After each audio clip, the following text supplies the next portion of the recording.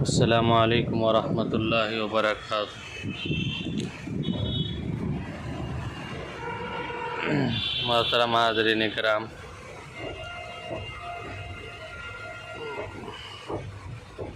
میں عرض کر رہا تھا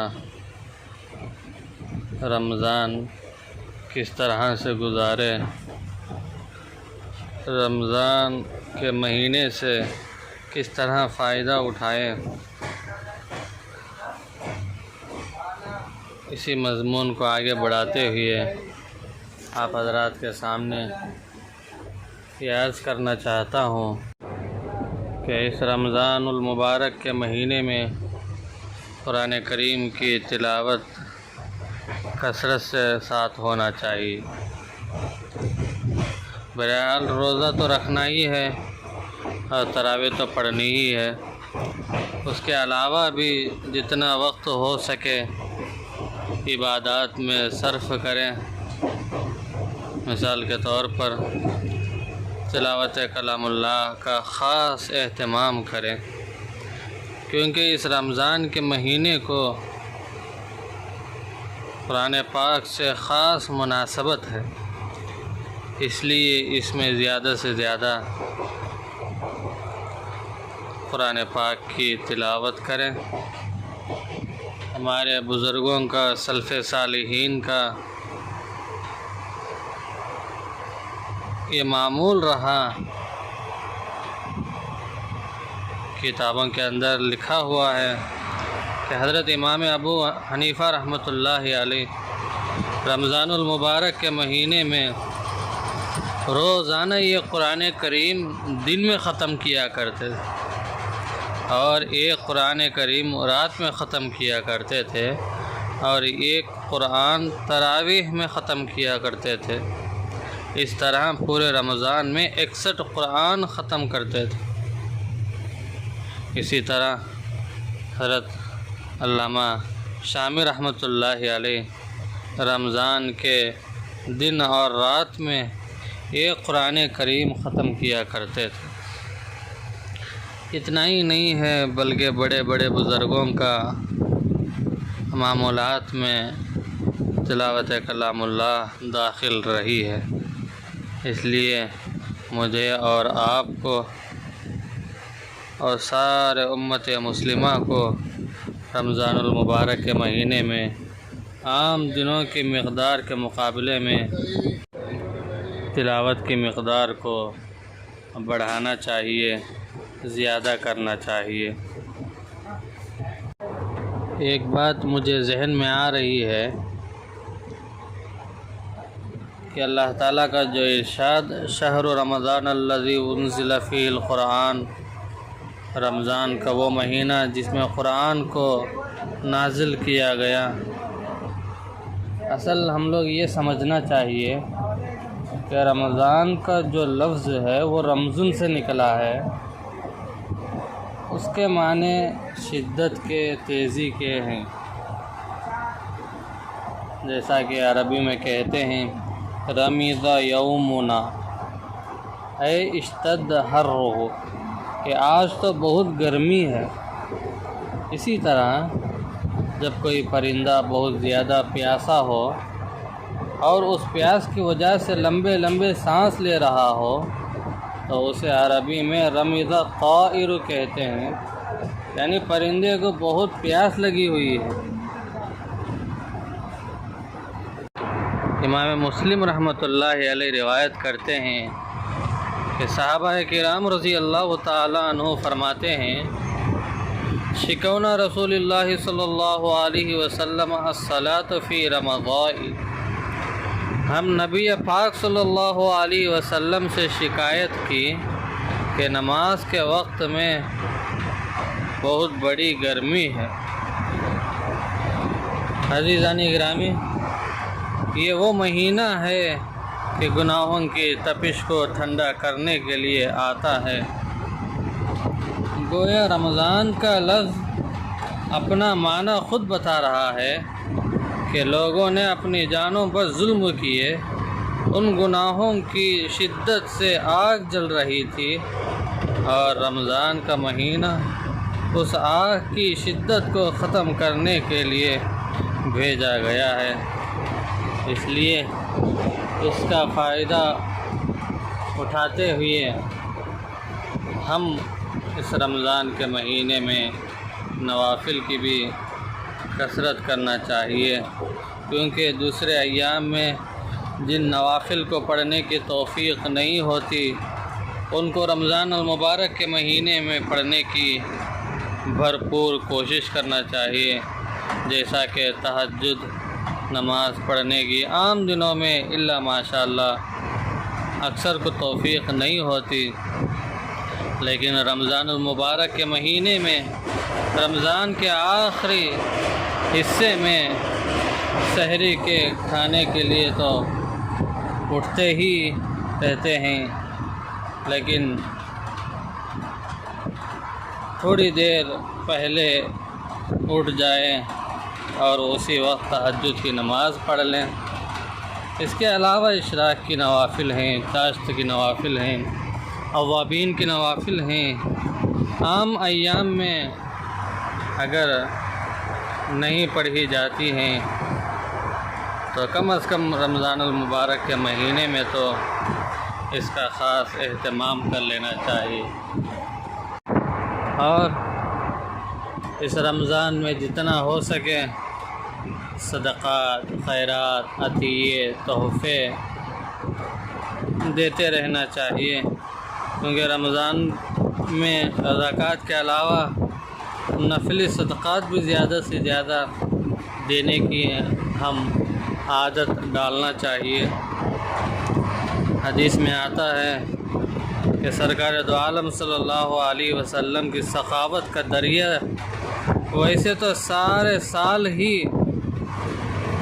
رہتا تھا، لیکن رمضان کے مہینے میں آپ کی سخاوت ایسی ہوتی تھی جیسا کہ جھونکے مارتی ہوئی ہوائیں چلتی ہیں۔ جو آپ کے پاس آتا تھا سوال کرنے کے لیے، دست دراز کرنے کے لیے، تو آپ اس کو نواز دیتے تھے، عطا کرتے تھے۔ اس لیے ہم لوگوں کو بھی چاہیے کہ ہم جتنا زیادہ ہو سکے رمضان میں صدقات کی کثرت کرنا چاہیے۔ اور دوسری بات، خاص بات یہ ہے کہ اللہ کا ذکر کثرت سے کرتے رہنا چاہیے۔ چلتے پھرتے اٹھتے بیٹھتے اللہ کا دھیان پیدا کرنا چاہیے۔ جہاں کہیں بھی ہو، دکان میں ہو، مکان میں ہو، کام میں ہو، دل سے اور زبان سے اللہ کا ذکر کرتے رہنا چاہیے۔ اپنی زبان کو رطب اللسان بنانا چاہیے۔ ویسے تو بہت سے تسبیحات ہیں، انہی میں سے سبحان اللہ والحمدللہ ولا الہ الا اللہ واللہ اکبر، سبحان اللہ وبحمدہ سبحان اللہ العظیم، لا حول ولا قوة الا باللہ العلی العظیم۔ ان کے علاوہ اور بہت سے ہیں، ذکر و اذکار، درود و شریف اور استغفار کی کثرت کرتے رہنا چاہیے۔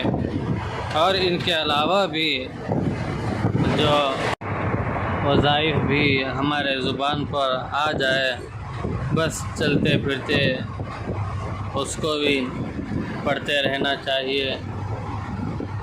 معنی کو، ترجمے کو دل و دماغ میں حاضر کرتے ہوئے اس کو پڑھنا چاہیے۔ اور اس رمضان کے مہینے میں گناہوں سے بچنے کا خاص کر کے اہتمام کرنا چاہیے۔ رمضان کے مہینے میں گناہوں سے جتنا بچیں گے اور اس سے بچنے کی فکر کریں گے اور اپنے ذہن میں یہ طے کر لیں کہ رمضان کے مہینے میں یہ آنکھ غلط جگہ پر نہیں اٹھے گی انشاءاللہ، اور یہ زبان سے غلط بات نہیں نکلے گی انشاءاللہ، جھوٹ، غیبت یا کسی کی دل آزاری کے کوئی کلمہ نہیں نکلے گا۔ اور اس رمضان کے مہینے میں اس زبان پر تالا ڈالنا چاہیے۔ ایک ایسی بات ہے کہ روزہ رکھ کر حلال چیزوں کے کھانے سے تو پرہیز کر لیا، لیکن رمضان میں مردہ بھائی کا گوشت کھا رہے، اس لیے غیبت کرنے کو قرآن نے مردہ بھائی کے گوشت کھانے کے برابر قرار دیا۔ اس لیے غیبت سے بچنے کا اہتمام کریں اور فضول کاموں سے بچنے کا اہتمام کریں، اور بیکار کی مجلسوں میں بیٹھنے سے بچیں۔ اسی طریقے سے پورے رمضان کے مہینے کو گزاریں، اور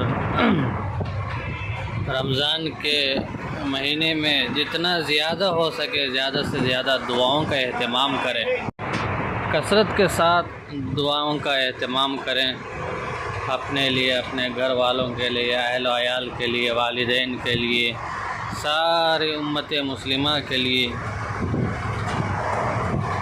اللہ کے حضوری میں خوب گڑ گڑا کر رونا نہیں آتا ہے تو رونے کی شکل بنا کر دعا کی کثرت کریں۔ رحمت کے دروازے کھلے ہوئے ہیں، رحمت کی گھٹائیں جھوم جھوم کر برس رہی ہیں، مغفرت کے بہانے ڈھونڈتے جا رہے ہیں۔ اللہ کی طرف سے آواز دی جا رہی ہے کہ ہے کوئی مجھ سے مانگنے والا جس کی دعا میں قبول کروں۔ لہذا صبح کا وقت ہو یا شام کا وقت ہو یا رات کا وقت ہو، ہر وقت دعاؤں کو مانگتے رہیں۔ وہ تو یہ فرما رہے ہیں کہ افطار کے وقت میں مانگو ہم قبول کریں گے، رات کے وقت مانگ لو ہم قبول کریں گے، روزے کی حالت میں مانگ لو ہم قبول کریں گے، آخرت میں آخر رات کو یعنی تہجد کے وقت میں بھی تم مانگو ہم تمہاری مانگ کو پورا کریں گے۔ اللہ نے اعلان فرما دیا کہ ہر وقت تمہاری دعائیں قبول کرنے کے لیے دروازے کھلے ہوئے ہیں، اس لیے ہم لوگوں کو خوب مانگنا چاہیے۔ میرے عزیز دوستو، میں تو کہتا ہوں کہ یہ مانگنے کا مہینہ ہے۔